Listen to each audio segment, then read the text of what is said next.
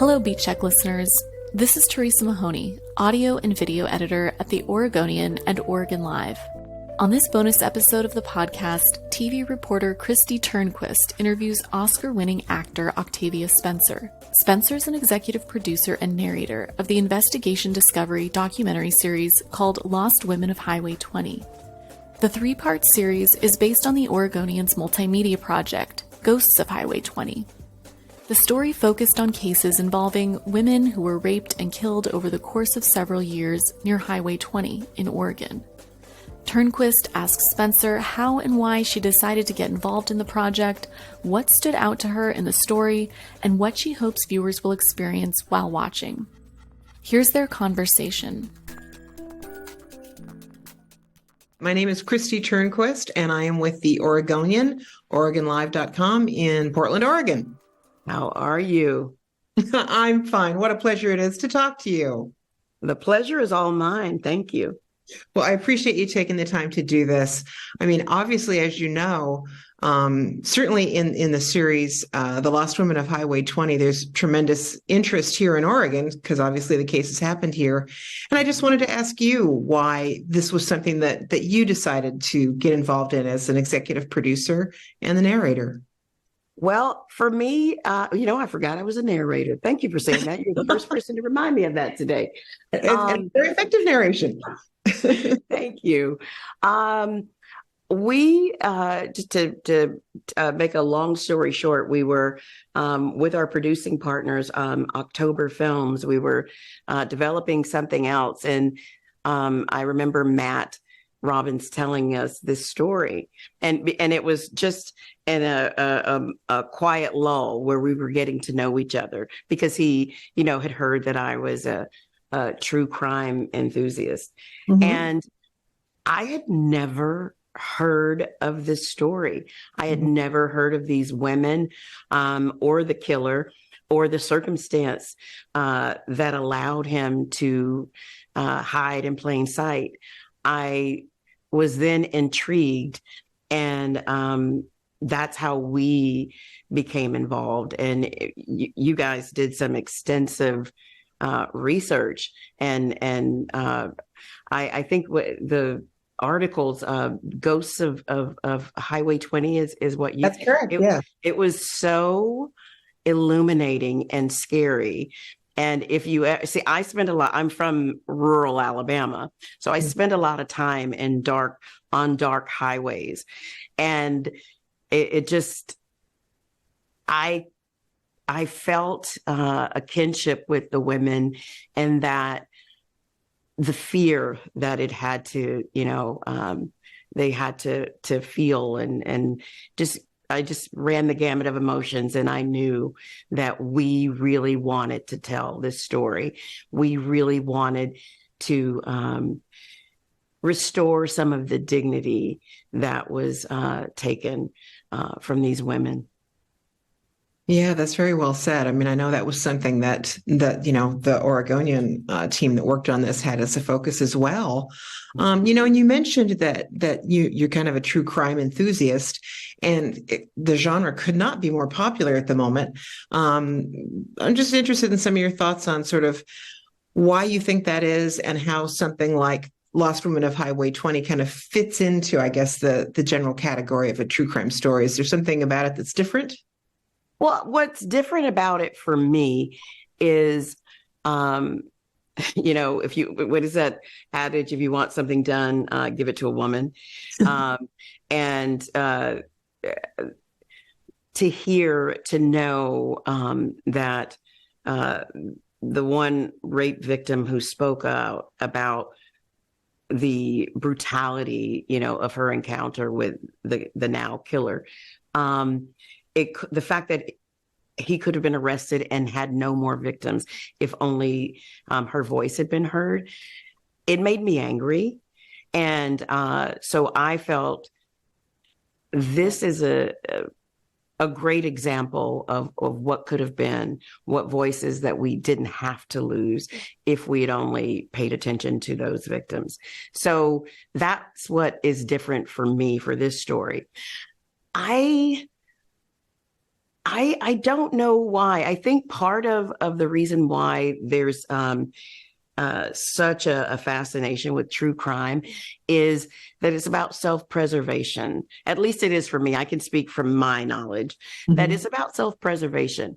I want to know the situations that might seem docile and harmless, and then you find yourself endangered. So for me, it's about that and just being aware of situations around me. And sometimes, in all honesty, at the end of the day, it might just be that I just want to solve a mystery. So I would love to know, though. I would love someone to do a study what about the fascination. Why are we so fascinated with true crime? I'm very interested to know that myself. That's a great idea. I mean, Yeah. a documentary about why people love true crime documentaries. I would watch that. I would watch that too. Well, you've kind of touched on it already, but I also wanted to ask sort of what you kind of hope viewers may get out of this once they watch it. Is there something you kind of hope they learn or feel or experience? For lost women, when you watch the project as a whole, one of the themes that jumps out for me is whether it's the victims or the victims' family members, there's a lot of abuse, sexual abuse, assault, physical abuse, and then of course Rashonda having been murdered. But all of her cousins, they all went through something and they all spoke out. They did what we asked them to do. If you're being hurt, tell a teacher, tell somebody. And they all did that and no one helped them. So for me, at the end, after you see this project, I hope that their dignity is restored. At least it was for me, that you can see the strength that these women have. And when they were at their most vulnerable and had no one, they had each other. And the fact that they all stayed so close. So I hope that we remember that the best way to protect a community is to listen to victims when they come forward. But also, we just wanted to, in our own small way, help to restore the victims, the voices of those victims who were stolen. Yeah, and the documentary series does such a good job of that. I mean, it really does emphasize what was lost when these women's lives were lost, or young women's lives. Yeah. They literally were beloved by their communities. That's one thing that stuck out to me too, when all of the archival footage of how closely knit the communities were, how sad they were that all of those women went missing, and they had families who loved them. They had lives that bereaved those losses. And so it's a story I feel that needs to be told. Yeah. Well, and also, clearly this isn't the only project that we're talking about today. You're also an executive producer of Feds. And again, there's a lot of stories about FBI cases in narrative TV and in nonfiction TV. So again, I'm curious why this was something you wanted to get involved in, and maybe how you think this is perhaps maybe a little different than some of what we've seen already. Oh, it's definitely different in the regard that we actually had unparalleled access to the FBI, and the agents that we were able to interview are all active agents, all active special agents, meaning that they are still working on cases that need to be solved and are still actively protecting us in their duties. What was important for me one of the reasons we wanted to do feds, it's a sense of balance, really. We have the victims of lost women and who will speak for them, who often is their champion. It's members of law enforcement, the FBI, and there are real life Avengers who rarely get praise. And I felt like it was necessary for people to watch their how they work, how they solve mysteries, how they have this dogged determination. I think one of the agents said she didn't work out for 2 years because she breathed, she slept, she ate. Everything was centered around, that one case. And how fortunate we are that they are so committed and dedicated. We know when the FBI messes up because that means a crime happened that we know about. But there's so many things that they prevent from happening that we don't know about. And I'm grateful that we don't know the breadth of those cases. So this is just a small way to honor them as our everyday heroes. Mm-hmm. Well, and again, I mean, people know you obviously because you've had such a powerful and effective career as an actor, somebody in front of the camera. You're part of the storytelling process there. How would you define the difference or describe the difference, I guess, between being that on-camera actor versus being the executive producer sort of behind the scenes? What's kind of I don't know, appealing about it or different about being that executive producer role?